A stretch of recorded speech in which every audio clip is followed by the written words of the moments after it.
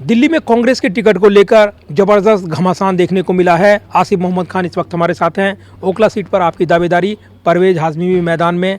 ऐसे में दिलचस्प मुकाबला है। ओखला सीट पर टिकट आपको मिल पाएगा या नहीं, बड़े सवाल हैं। देखिए, मुझे कांग्रेस के हाई कमांड पर सीईसी पे और स्क्रीनिंग कमेटी पे पूरा यकीन है कि वो मेरे हक़ में फ़ैसला देंगे और मुझे एज ए कैंडिडेट, कांग्रेस का ऑफिशियल कैंडिडेट उतारेंगे ओखला हल्के से। लेकिन दिल्ली कांग्रेस अध्यक्ष सुभाष चोपड़ा बैठक छोड़कर चले गए और परवेज हाशमी की वो पैरवी कर रहे थे। आपकी दावेदारी, इस पर बड़े सवाल हैं। अगर टिकट नहीं मिलता आपको, तब क्या रणनीति आपकी? देखिए, ये मुझे मीडिया के ज़रिए ख़बर मिल रही है, कहाँ कितनी सच्ची है कितनी नहीं है मुझे नहीं मालूम, लेकिन मैं सुन रहा हूँ कि सुभाष चोपड़ा जी सीईसी की मीटिंग छोड़ के नाराज़ होकर बाहर निकल आए। परवेज हाशमी के हक़ में चाहते थे कि फ़ैसला हो और नहीं किया है।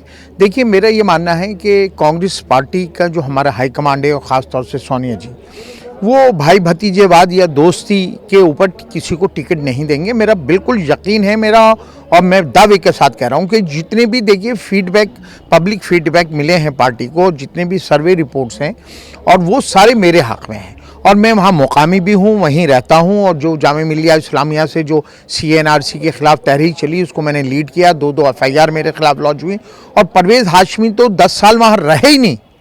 जब तक राज्यसभा के वो मेंबर ऑफ पार्लियामेंट थे राज्यसभा में, तो 9 साल ओखला से उनका कोई वास्ता नहीं रहा, ना वो वहाँ रहते थे। इसलिए कोई आज जब हमने मेहनत करके कांग्रेस पार्टी का एक वहाँ पर एक वोटर को बनाया, उनके बीच गए, और आज कोई आदमी बाहर से आए और दावेदारी करने लगे, तो मुझे नहीं लगता कि हाईकमांड इस बात को कंसिडर करे। आपने खुद जिक्र कर दिया CAA का, NRC का, और ऐसे में शाहीन बाग जो सेंटर पॉइंट बना हुआ है, क्या यही वजह है कि कांग्रेस आपकी ओर से भी और परवेज हाशमी की ओर से भी जो दावेदारी है, क्योंकि जो माइनॉरिटी वोट है उस पर उनको लगता है कि कांग्रेस के हक में जाएगा, इसलिए दावेदारी जमकर की जा रही है? देखिए, कांग्रेस पार्टी का तो क्लियर स्टैंड है CAA NRC के खिलाफ, और इसमें तो कोई दो राय है ही नहीं। ये तो कांग्रेस की पॉलिसी है, पूरे हिंदुस्तान में है, खास कोई ओखला या शाहीन बाग के लिए नहीं है। लेकिन हाँ, और दूसरी जगह पर हो सकता है कि कोई और पॉलिटिकल लोगों ने कैप्चर उसको किया हो उस मोमेंट को, लेकिन शाहीन बाग या जो जामिया मिल्लिया का जो पहला डेमोन्स्ट्रेशन हुआ था, उसको ऊपर वाले का शुक्र है कि उसको मैंने ही लीड किया, और हमने ही वो मैसेज पूरी दुनिया में शाहीन बाग का जा रहा है, उसमें हमारे ही कहीं ना कहीं हम लोग मजबूती के साथ आवाम के साथ खड़े रहे। योगानंद शास्त्री ने पार्टी छोड़ दी, यानी उन्होंने इस्तीफे का ऐलान कर दिया। नाराज थे वो टिकट बंटवारे को लेकर, वो भी दावेदारी अपनी बेटी के लिए टिकट मांग रहे थे, नहीं तो खुद के लिए ये कहा जा रहा है। लेकिन फिर ये कहा गया कि वो खुद भी चाहते थे टिकट उनको मिले। तो आपको नहीं लगता है कि उनकी मांग पूरी नहीं हुई, उन्होंने इस्तीफा दे दिया? अगर आपकी मांग पूरी नहीं हुई, तब क्या आप इस्तीफा देंगे, इसकी प्लानिंग कर रहे हैं? निर्दलीय चुनाव लड़ेंगे आप?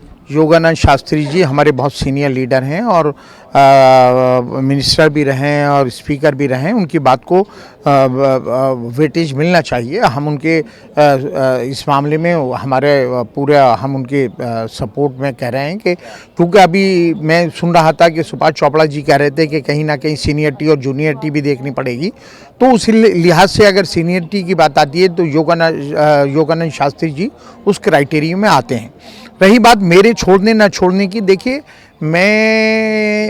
मुझे पूरा यकीन है, मैं दावे के साथ कह रहा हूँ कि कांग्रेस हाईकमांड मेरे हक में फैसला करेगा और मैं इलेक्शन लड़ूंगा और जीत कर आऊँगा। अगर आपके हक में फैसला नहीं होता तो आप इंडिपेंडेंट चुनाव लड़ने की तैयारी कर रहे हैं? इससे पहले आप लड़ चुके हैं चुनाव। देखिए, वो मैं अक्सर ये कहता हूँ, और कांग्रेस में जिन लोगों से मिला उनसे भी कहा कि मेरे साथ कई बार ऐसा हुआ है कि जैसे आज कुछ लोग अपनी दोस्ती निभाने की कोशिश कर रहे हैं। इससे पहले भी 2 बार कॉरपोरेशन के जब मैं कैंडिडेट था और तभी भी मेरा टिकट काटा गया, तो मैंने ये प्रूफ किया कि नहीं, मैं सही दावेदार था। मैं दिल्ली में सबसे ज़्यादा वोटों से जीत कर आया।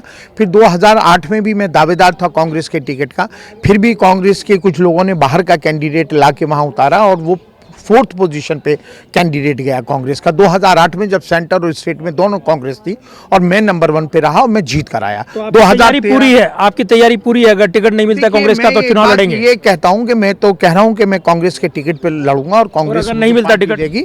देखिए, मैं उसमें ये बात कहता हूं कि कांग्रेस ये बात, देखिए मेरी जो वर्किंग रही है उसे वहां के लोग पसंद करते हैं, और मैंने प्रूफ किया है। चुनाव लड़ेंगे? 2008 में मैंने प्रूफ किया है। चुनाव लड़ेंगे? देखिए, मैं अभी मैं इस मामले में मुझे पूरा यकीन है, मैं दावे के साथ कह रहा हूं कि मेरे हक में फैसला होगा, आज हो कल हो, ओखला की सीट में मेरे हक अगर में फैसला होगा। नहीं तो चुनाव लड़ेंगे आप?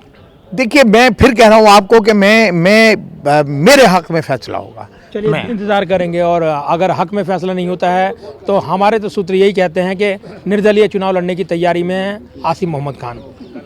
कैमरामैन सुरभि के साथ प्रदीप कुमार, टोटल न्यूज़ दिल्ली।